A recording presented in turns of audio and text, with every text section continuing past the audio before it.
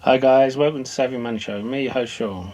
Well, before we get into it, Bed Bath & Beyond CEO has picked up a massive amount of shares, so the stock has risen quite a bit.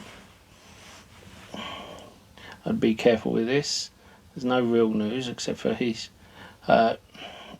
bought the shares. We have, sorry about that. Amazon has agreed a deal with Grubhub, sorry about that, to give Prime members fee-free food. And don't forget, Amazon also has investments in Deliveroo. So I think, and this is just my opinion, Amazon are testing the waters with quite a few companies, seeing if the share price declines, which one pick up. You may remember they have an agreement with Teladoc, and they'll be, in my opinion, testing the waters, because they did mention about doing the telehealth services, and they'll be testing the water to see if Teladoc was worth picking up, if it depresses anymore. And with Deliveroo, I already gave my opinion how I think they would use some of their bikers to deliver their parcels at the same time, and they may do the same with Grubhub. Don't forget to hit the lovely like button and the sexy subscribe button, and don't forget the bell notification. You'll be notified when a new video gets uploaded. And the free links in the description below. You can pick up a free share worth up to £200. And check out our Discord. And if you want a more in-depth analysis of any stock or market conditions, then why not look at our upgraded membership program and support us. Let's get on to crypto. A whale has transferred 20 trillion Shiba Inu, which is the equivalent of $210 million.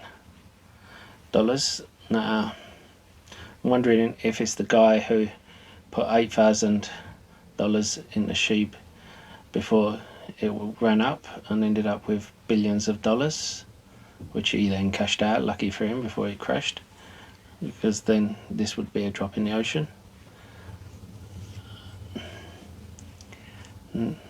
Now, staying on crypto, we have the fact that 20% of crypto investors took out loans to invest in crypto, and 5% have lost over 100,000. I hope you're not in either of those brackets. I hope you're in the 1% that are even on their crypto or have done better. Anyway, let's get on to it. I think they're going to have to rename the saying from 2 things certain in life to 3 things certain in life. Death, taxes, and politicians will always have their portfolio going up. They'll never have a year with losing money. You just have to look at Nancy Pelosi. Now, they are not going to sign off on any bill which is going to affect their portfolio. Who cares if their own country is at risk, or their own people or constituencies? It's all about that money, money, money. Now, we have had a few green days, but don't get fooled that the storm is over just because we've passed one cloud. Everything still is the same, and when you have an inverted yield curve, is a 98% chance in the next 2 years there'll be a recession, and there's 2/3 chance there you're going to have one in that year.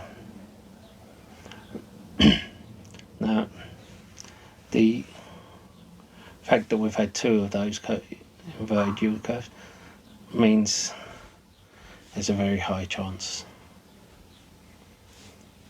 So protect yourself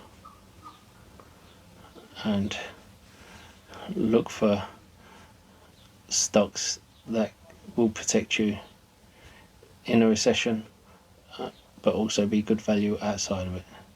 I've gone through my monthly dividend stocks that are good either in a recession or out of a recession. I suggest you go through and look at them. Now, Voyager Digital. I spoke about this the other year when it was $8 a share. I took my initial investment out at $13. I let the rest ride until $18, and I got laughed at when it was $22. Now,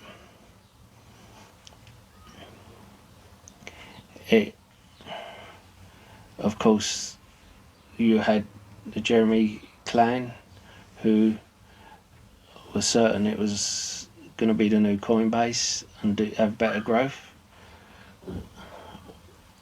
and now it's filed for Chapter 11 bankruptcy. Now, I'm not going to be like some people like Broke Man Finance and the others on here. No offence to them, I'm sure the channels are great, but I'm not going to start slagging off Jeremy. I don't always see eye to eye with his investments or his style, but I don't see the point in slagging off someone because they've had a stock go bankrupt. Remember, this is just Chapter 11 bankruptcy. No one could have foreseen the Celsius issue. However, there are always issues with these small companies. That's why I pull my initial investment when a company runs up, to protect myself. Now, and that way, whether it goes down or goes up, I'm covered. I'm in profit.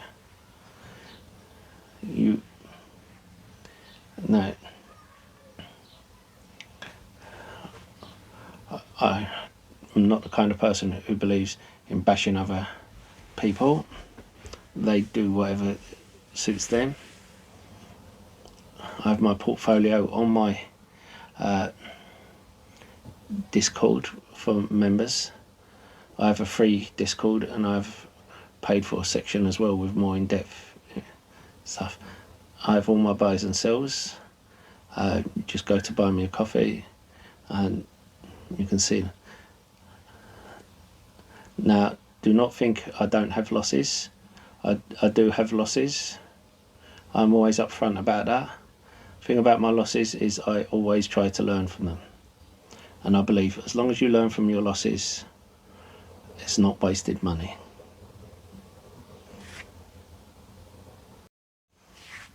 So Mark is going to buy Seattle Genetics for 20 times sales. It doesn't, in my opinion, look good to me. I don't think 20 times sales is good in any stretch of the imagination.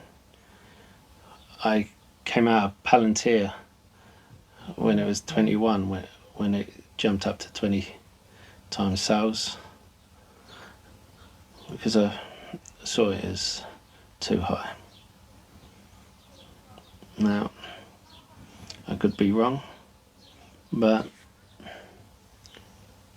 I just don't think it's worth it. I think it's too high a premium. I remember what happened to Teladoc when I was willing to pay too high a premium. Now, what am I watching? First one's going to be SKT. Now, I have a place in my heart for this, because I played this in 2020 and left it to run, and it went, it was more of a, how can I put it, it was more of a social experiment, and it ran all the way up to 1980, you sure? I got $20 a share when I sold. Anyway, I switched that to Apple stock, and my initial outlay was just $50. It came back down. It has high short interest. I do think it is worth going into. You've got a forward P of 19 from 63, market cap of 1.5 billion from 2.84 billion, and price to sale, price to book around 3. Now,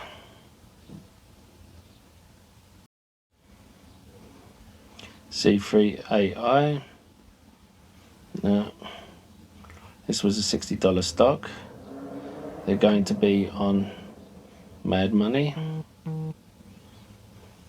They have had good earnings, and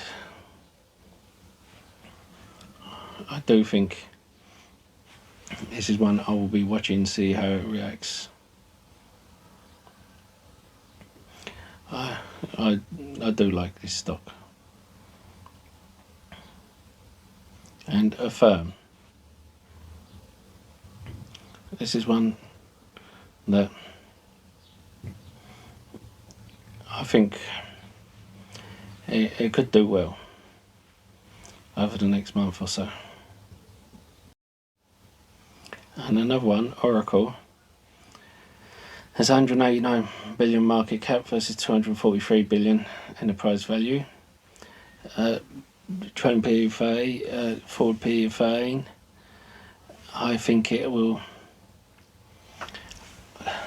do incredibly well as a long-term hold. I think it's going to be a data center set up for all our medical history, and I think Oracle will do well out of that. I've had a few people ask me about what the metrics I include in are the fundamentals. If you want me to include word of the day or metrics of the day, or whatever you want to call it, then let me know, comment in the box below. If I get more subscribers and likes, I will consider it, tagging it on the end of the video.